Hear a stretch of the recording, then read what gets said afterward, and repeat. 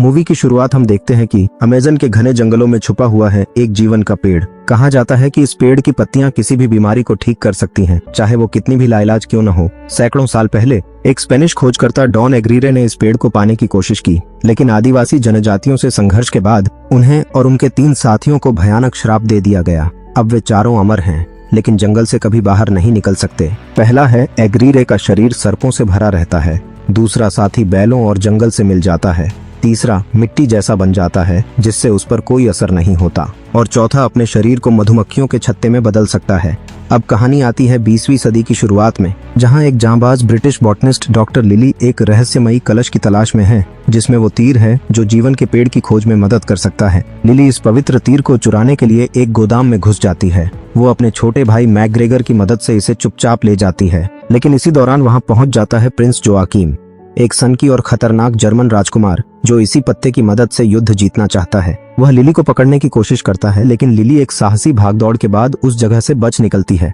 Lily और McGregor अब Amazon की यात्रा पर निकलते हैं और वहां उन्हें एक मार्गदर्शक की जरूरत होती है। उनकी मुलाकात होती है फ्रैंक वुल्फ से, एक मजाकिया लेकिन समझदार नाविक जो अमेज़न नदी पर टूरिस्ट गाइड का काम करता है। शुरुआत में उसकी नाव खटारा लगती है, इंजन भी खराब हो जाता है और नाव के आसपास वो नकली खतरों जैसे नकली मगरमच्छ और नकली आदिवासी हमले भी करवाता है ताकि टूरिस्ट डरें और पैसे दें। लिली को शुरुआत में फ्रैंक पर बिल्कुल भरोसा नहीं होता, लेकिन वह जानती है कि अमेज़न जैसी जगह में कोई गाइड जरूरी है और फ्रैंक ही सबसे बेहतर विकल्प है। अमेज़न में अपनी नाव चलाने वाले फ्रैंक वुल्फ का असली पेशा गाइड का है, लेकिन वह इस काम में थोड़ा धोखेबाज भी है। वह स्थानीय आदिवासियों को पैसे देकर यात्रियों को डराता है, जिससे वे उसकी खतरनाक जंगल यात्रा पर ज्यादा पैसा देने को तैयार हो जाएं। उसी तरह कुछ टूरिस्ट डर के मारे पेशाब भी कर बैठते हैं और जल्दी से उसे पैसा देकर लौट जाते हैं। फ्रैंक के लिए ये सब एक बिजनेस ट्रिक थी जो उसने वर्षों से अपनाई हुई थी। लिली जो जीवन के पेड़ की खोज में आई है, अब अमेज़न यात्रा के लिए एक गाइड की तलाश में है। उसे एक भरोसेमंद लेकिन सस्ता गाइड चाहिए, लेकिन जैसे ही वो एक और सस्ते गाइड से मिलने जाती है, वहाँ एक चीता बार में घुस आता है और अफरा तफरी मच जाती है। लड़ाई शुरू हो जाती है। बार के बीचों बीच लड़ाई चलती है और सभी लोग भागने लगते हैं, लेकिन फ्रैंक जानबूझकर लड़ाई करता है और अंत में उस जानवर को पकड़ भी लेता है। यह देखकर लिली बहुत प्रभावित होती है और तय करती है कि वही गाइड सबसे बेहतर रहेगा, लेकिन थोड़ी देर बाद पता चलता है वो जगुआर असल में फ्रैंक का पालतू जानवर है, जिसका नाम है प्रॉक्सिमा। ये सारी लड़ाई भी दिखावा थी। लिली को इसका कोई अंदाजा नहीं था। उसके भाई मैकग्रेगर भी इस पूरे सीन से हैरान थे। अब जब यात्रा शुरू होती है तो मैकग्रेगर इतने सारे लग्जरी सामान लेकर आता है जैसे वो किसी टूर पर नहीं बल्कि घर शिफ्ट करने निकले हों। फ्रैंक यह सब देखकर हैरान रह जाता है और फिर सारे भारी सामान को सीधे नदी में फेंक देता है। मैकग्रेगर गुस्से में आ जाता है और दोनों में जबरदस्त बहस शुरू हो जाती है। इसी दौरान अचानक लिली का अपहरण हो जाता है और वह डाकुओं द्वारा पिंजरे में बंद कर दी जाती है। बहस कर रहे फ्रैंक और मैकग्रेगर को इसका जरा भी पता नहीं चलता, लेकिन लिली एक बहादुर और तेज महिला है। उसे ताले खोलने में महारत है। वह जल्द ही बाहर निकल जाती है और फिर फ्रैंक की मदद से नदी की ओर दौड़ पड़ती है। लक्ष्य था कि वापस अपनी नाव तक पहुंचना, लेकिन एक मुश्किल आ गई। लिली तैर नहीं सकती थी। सौभाग्य से उसे एक रस्सी मिलती है और वो रस्सी की मदद से नाव तक पहुंचने की कोशिश करती है, लेकिन तभी एक कपड़े का झोंका उसे बहाकर दूसरी दिशा में ले जाता है। फ्रैंक हंसी नहीं रोक पाता, लेकिन फिर उसे खींचकर नाव तक ले आता है। इस बीच दूसरी ओर प्रिंस अपने किले से आदेश देता है कि अब समय आ गया है कि प्रत्यक्ष हमले किए जाएं, और इसीलिए वह अमेज़न नदी में एक पनडुब्बी लेकर आ जाता है। उसका इरादा है कि फ्रैंक, लिली और मैकग्रेगर को खत्म करके तीर खुद हासिल कर ले। पनडुब्बी से ताबड़तोड़ गोलियां बरसाई जाती हैं। फ्रैंक नाव की रस्सियों को खोलकर दिशा बदलने की कोशिश करता है और जब एक विशाल पेड़ उसकी नाव के रास्ते में आ जाता है, तब फ्रैंक कमाल की चालाकी दिखाते हुए नाव को छलांग दिलाकर उस पेड़ से बचा लेता है। लेकिन इससे पहले एक दिन पहले नाव के प्रोपेलर में रस्सी फंस गई थी, जिससे अब उसे और मुश्किल होती है। लेकिन फ्रैंक हार नहीं मानता। लिली, फ्रैंक और मैकग्रेगर अमेज़न की गहराइयों में जीवन के पेड़ की खोज में निकल पड़े, मगर यात्रा की शुरुआत से ही लिली और फ्रैंक के बीच टकराव शुरू हो गया। नक्शे के अनुसार लिली दाहिनी दिशा में जाना चाहती थी, जबकि फ्रैंक का मानना था कि दाहिना रास्ता खतरनाक है क्योंकि वहां नदी बहुत उथल पुथल करती है। मगर क्योंकि यह मिशन लिली का था और उसने ही सबकी अगुवाई की थी, इसलिए आखिरकार निर्णय उसी का माना गया।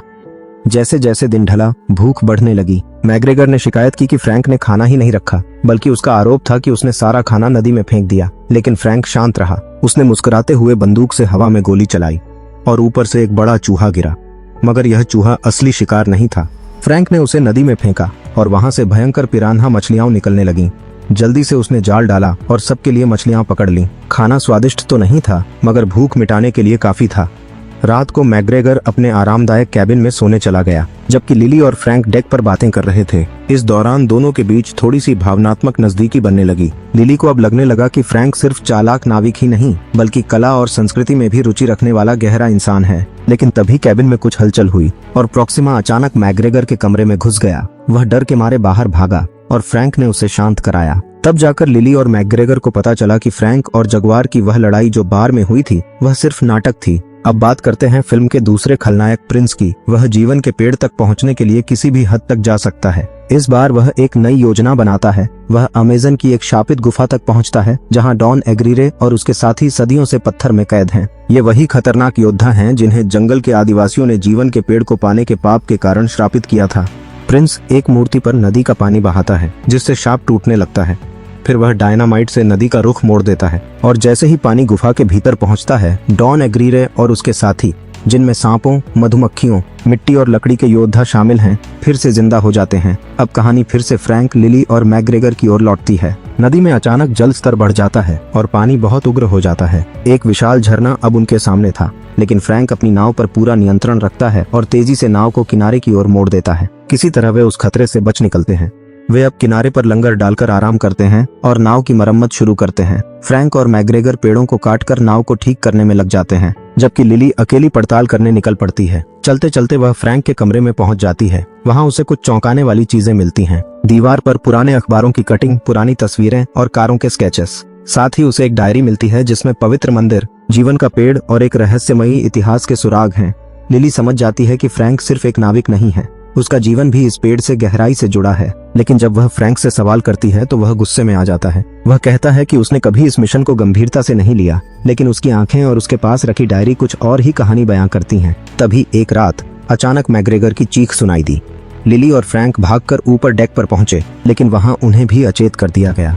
जब उनकी आंखें खुली तो वे खुद को स्थानीय जनजाति के घेरे में बंधा हुआ पाए। जनजाति की मुखिया ट्रेडर सैम ने चेतावनी दी कि अगर वे जीवन के पेड़ का रहस्य नहीं बताएंगे तो उनकी बलि दी जाएगी। फ्रैंक ने खुद को बलि चढ़ाने की पेशकश की, लेकिन लिली ने मना कर दिया। वह धीरे धीरे अपने बंधन खोल रही थी और जैसे ही मौका मिला उसने वहां रखी ढाल उठाकर सैम की ओर रुख किया। लेकिन तभी अचानक ट्रेडर सैम जोर से हंस पड़ी। फिर सच्चाई सामने आई। पूरी जनजाति फ्रैंक ने ही किराए पर ली थी ताकि वह लिली को तलवार की पहचान के लिए प्रेरित कर सके। लिली को यह जानकर बहुत गुस्सा आया कि फ्रैंक ने फिर से उसे धोखा दिया है और उसने उसे एक जोरदार मुक्का मारा। अब ट्रेडर सैम ने तलवार की जांच की। उस पर प्राचीन भाषा में संकेत थे।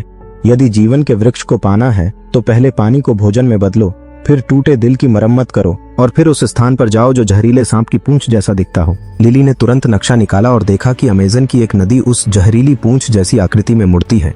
वही जीवन के वृक्ष का संभावित स्थान था। मगर फ्रैंक के झूठ से नाराज होकर लिली ने अकेले आगे बढ़ने का फैसला किया। लेकिन तभी हमला हुआ। डॉन एग्रीरे और उसके 3 साथी, जो शापित योद्धा थे, जनजाति पर टूट पड़े। डॉन एग्रीरे ने लिली को पकड़ लिया और तलवार छीन ली। फ्रैंक ने स्थिति को समझते हुए लिली को बचाने के लिए तुरंत हमला किया। वह डॉन से भिड़ गया, लेकिन डॉन ने उसे तलवार से छेद दिया और वह नदी में गिर पड़ा। लिली स्तब्ध रह गई। ट्रेडर सैम ने चेतावनी दी कि तुम डॉन को नदी से दूर नहीं ले जा सकती, उसकी शक्ति यहीं बंधी है। लिली भागने लगी, मगर तभी शापित बेलों ने कई लोगों को पकड़ लिया और जंगल की गहराइयों में खींच ले गईं।